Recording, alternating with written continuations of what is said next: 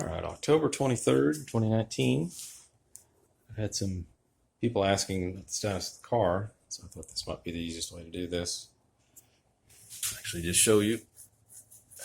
See where, I don't know, from a prior video, you may have seen it, you may not have, but everything, the lowers are repaired.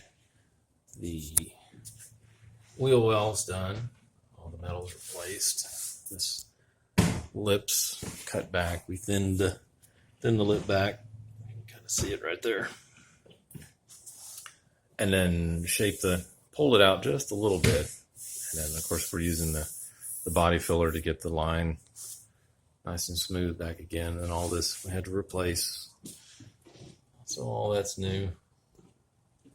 Working our way around. You can see the 8 or 9 layers of paint that were on this car. And up to the door. We're still got the door hung again. Nice seam on the door. The door's pretty straight. Got one little crease going on right here. I'm gonna pull that out. And prior video, you can see the floor has been done. The cowl's done. Kind of mocked up the steering and the dash. We're a little torn on what we're actually going to do with that.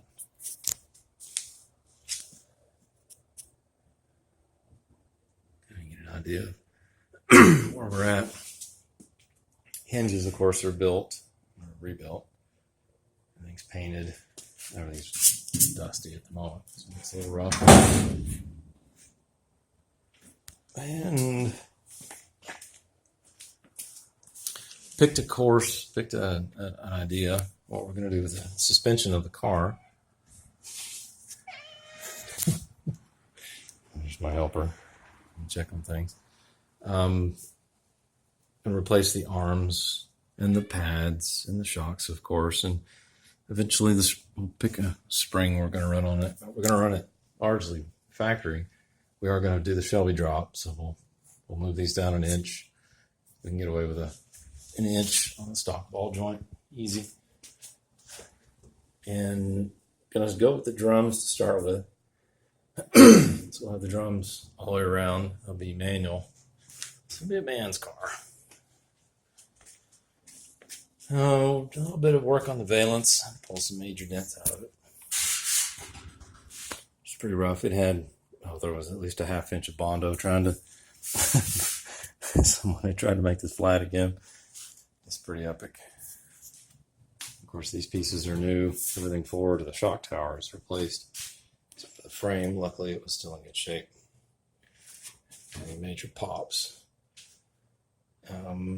Put manual steering back on the car. Excuse me. So we'll lose the RAM. We'll lose the power steering stuff. Won't have to have a pump on it. Should be nice. We are going to put the Fox body AC in it. That's the plan, so I can run OEM lines. The Fox body stuff tracks actually goes around the outside of both of them. And then the motor itself, there's the pan, is an 88 5-liter out of a GT Mustang. So that GT Mustang radiator and condenser and lines and compressor and box will all be in their correct locations. We're going to pull the radiator back a little bit, of course, because the front of these cars are ridiculously long. And this is the short version. I actually have everything on here. It's another, So we'll have the 302 in it. We've done a little bit of work to the 302. It should make 220, 230, which is plenty. They make good torque. Nearly 300 foot-pounds of torque is what we're shooting for. So she should. At 3,000 pounds, it's going to scoot pretty good. Plenty for a car with manual steering and drum brakes. So, found this Edelbrock Performer. There's a nice little dual plane, and the chrome. I don't know who would buy a chrome intake. The chrome's kind of left the scene, so we're going to get this scuffed up and shoot it. It'll just be Ford blue. And then picked up this Holly. This entire thing was $50. I was like, fine, I can make that work. It's right at my price point. I've got the T5. This one's purportedly everything works, you know, kind of thing, we're going to pull the tail off and have a look, make sure all the gears look happy. And I've got a spare that was disassembled because I think fifth gear was out. So if I need a shaft or something, I have parts. Bearings are easy enough. We've got we're not going to actually put that part in there, but I have the part. It came with the car. It was from the rear seat to the rear window, you know, speakers and etc. But there's a piece of trim that sat on that. And for what we're doing with the car, we're not going to use that. There'll be no back seat. It's ridiculously heavy front bumper. I mean, this is just, I'm not sure what I'm going to do yet. I forgot how to make it lighter. Rear valence is fairly unhappy, but fixable.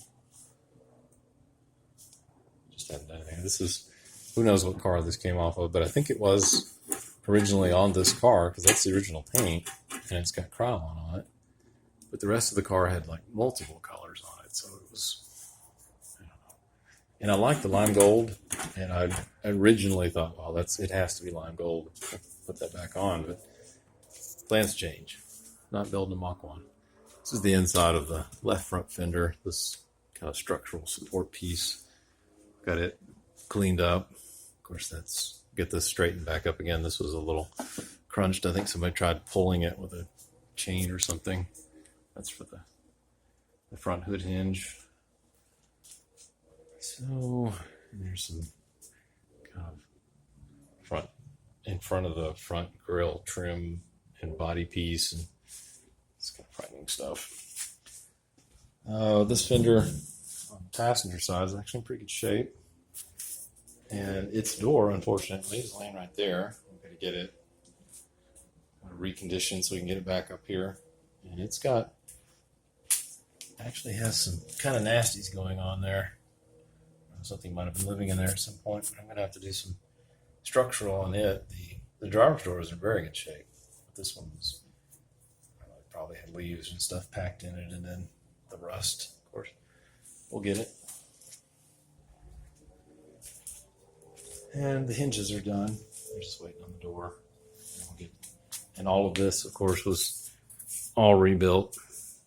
And everything was rusted out. So it's been rebuilt and seam sealed. And luckily, the B pillar was in good shape. Just one of the lime gold metallic green. This is the last of our cancer. This is what the other side looked like as well. So I'm going to get this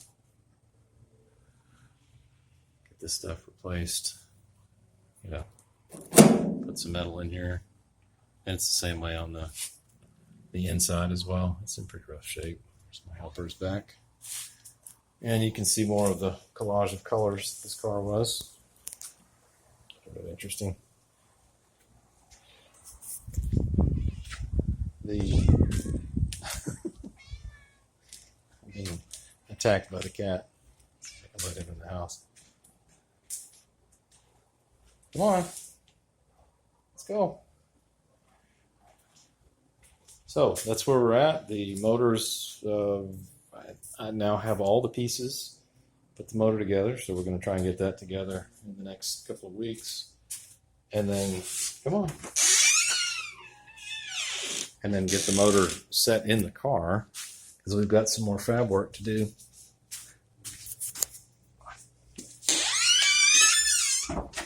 On where everything's actually going to sit. And will the bell housing fit? Will the transmission fit? I mean, I can eyeball it and say yes, it definitely will, but where is the cross member going to need to be? Will the factory cross member be adaptable? Because I've actually got two halves of it. It mounts to the body right there. You can see the holes. So it's a little bitty short piece that goes across, but I actually have that. It goes there to there. And then I have the double hump pan, which will help me get the motor perhaps a little bit lower. I've got the motor mounts for the GT from 88, and I have the 69 stands. They're up in the attic currently. They connect to this piece. So we'll put all that together and figure out where the motor's going to be. And I'm going to try and if I have to mod it, certainly lower it and set it back a little bit. With the front mount distributor, I should be able to get even more generous room for radiators and coolers up here. But I'd like to get the weight a little more towards the middle of the car. These things are already oversteer. So that's where we're at.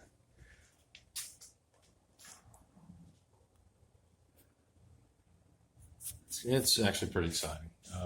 This being near the end of October, things aren't moving too terribly bad for somewhere around into January. Should be able to drive it in and out of the garage. I have a friend of mine who has his drive shaft for it. If we use the 8-inch that's currently in the car, which we may not do, but so I have the motor pieces, the transmission. I just have to work out the clutch cable setup. It's not hydraulic, it's actually the cable, that late 80s Mustang stuff. So, pretty exciting. I spent a little bit of time getting the garage cleaned up. It got pretty bombed from 3 years of grinding rust off this car. So we actually put a little paint down. And we spent last weekend just cleaning up the garage, just trying to get this back to, well, easier to work in. Goodies here on the wall. And I'm going to put another light, a hanging normal style light right there. Replace that thing. It's just one of my shop lights on top of the ladder. So, anyway, there we are.